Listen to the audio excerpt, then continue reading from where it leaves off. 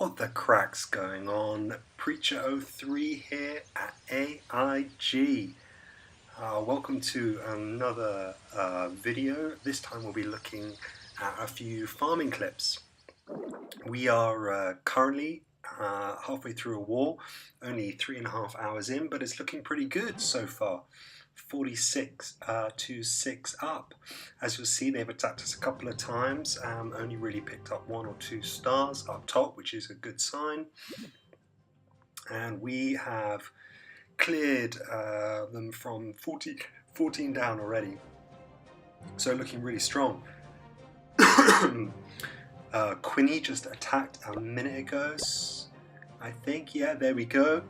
So let's just jump in and get a little sneak preview of R1 on their number 1.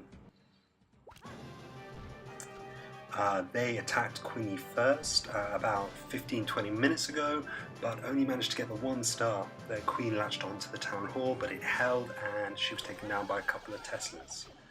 So, Volks in the enemy clan castle, but a really easy lure, which is maybe a little bit silly. You shouldn't be giving away your clan castle that simply. So he drops in a couple of Volks to deal with those, and then Queen walks into the southwest part of the base. And then he's going to come in closest side to the town hall, which is on the northwest kind of plane of the base.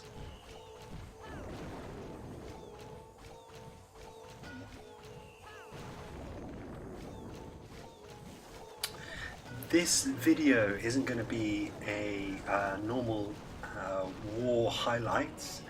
Instead, we're going to look at a few farming attacks, particularly farming at Town Hall 9, though I'll be happy to do another one for Town Hall 8 or lower as well.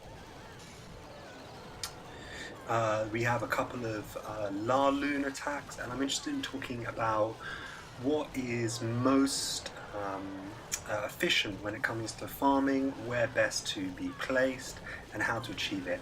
Excellent coverage here by Quinn, you'll have seen, with that free spell, catching both Infernos, effectively rendering them redundant because of the speed the Volks had with the rage spell. The Infernos were held down so long, and the minimal damage they did was pushed back up by the heal spell once they were actually taken out. So that was really nice. I think that was the key bit to this attack by Quinn. Well done. Got 1 star yourself, taking 2 from their number 1 for us. That's really good work. Let's speed through the last bit of this raid and then look at some farming videos.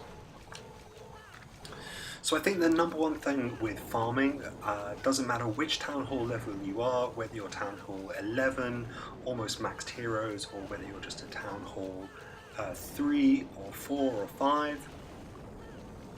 The most important thing about farming is just being able to hit that next button a lot.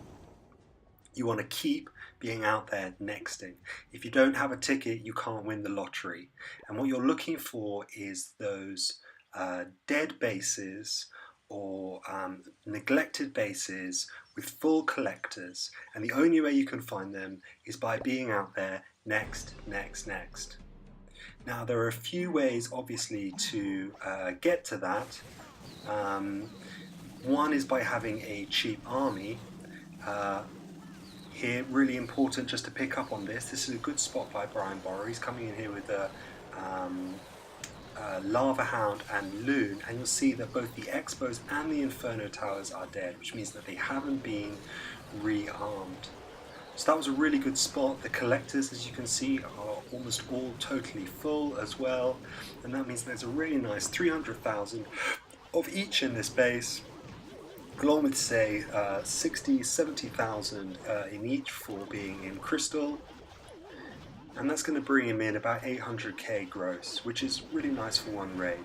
The crucial spot there was low air defenses, and of course the fact that they were empty, the Expos and the Inferno Towers. Holds a couple of loons back. I think that's really smart on almost any loon attack, to try and keep a couple in pocket to distract Wizard Towers, Arch Towers on the backside.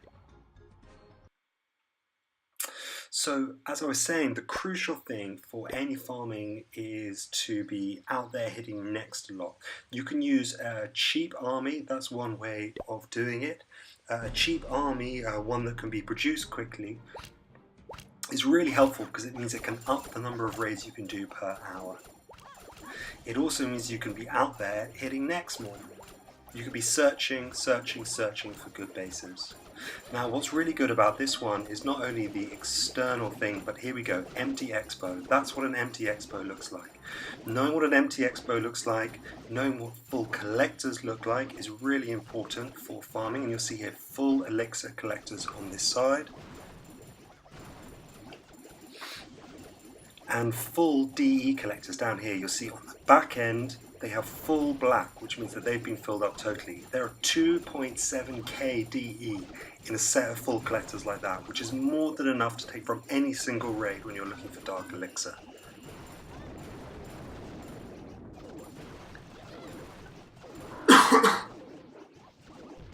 Excuse me.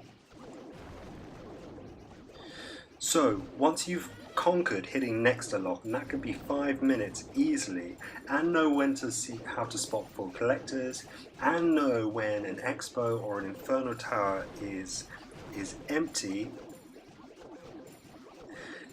then the next best thing to be thinking about is how you can minimize your use of spells if possible. A spell is 25 to 30k a pop.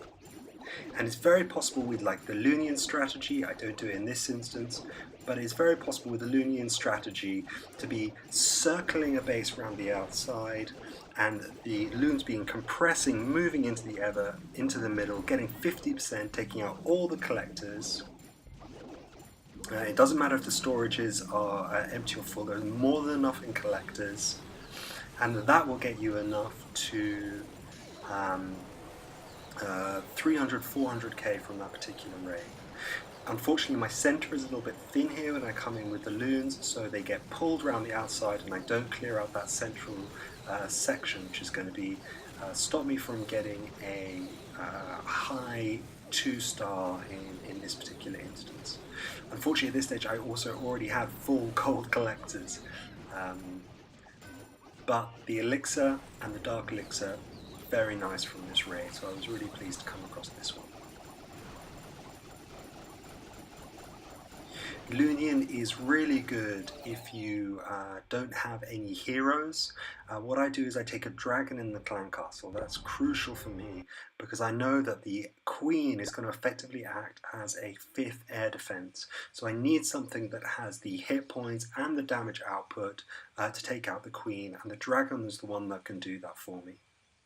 So, looking for one last attack, and that is FC. LFC, our resident Mayo Liverpool fan.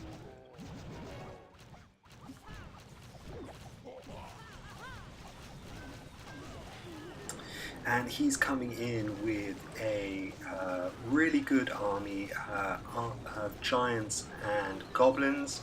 What's so useful about the giants goblins army is that it's really cheap to produce as well. And so if you're thinking about a kind of a cost-benefit analysis on your warring strategy, on your farming strategy, apologies, then what's really good about this is it's a cheap input, and with a base like this, which is going to around 80%, he is looking at a 500k, 550k profit, and then almost all the gold is profit, of course, as well. So that's an excellent outcome. He really is our Dark Elixir specialist. He has 2 TH9s and he is maxed heroes on one, it's about to go TH10, and the other has around 25 level heroes as well. So LFC has done a fantastic job of getting his heroes up. Here he's reaping the benefits of it. This is a really nice raid. FC, good job. Giants and goblins.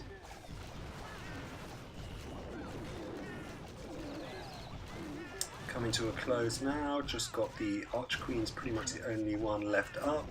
Few goblins being trickled in from the bottom. Of course, very susceptible, especially to splash damage, the goblins, so they do need to be well covered, and he had a lot of wall breakers in there. That was key to this army composition, I think. The wall breakers moving those giants through the first part of the base, but that's an excellent take home, almost 1.2 mil there on that. So that's pretty much all the time I've got today. I hope you enjoyed seeing some of our farming attacks. See you next time.